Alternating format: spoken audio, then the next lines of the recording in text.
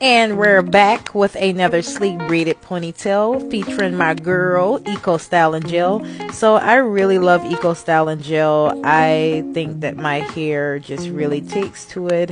So I've already sleeked it up to a little ponytail right here. There I've added my pre-stretched kinkaline hair, and I separated it into 4 pieces. So 3 for the plait and then 1 piece to wrap around. Okay, so now you'll see me dividing my real hair into 3 pieces, and then I'm gonna start to plait my way down and then add the extension hair in as I go.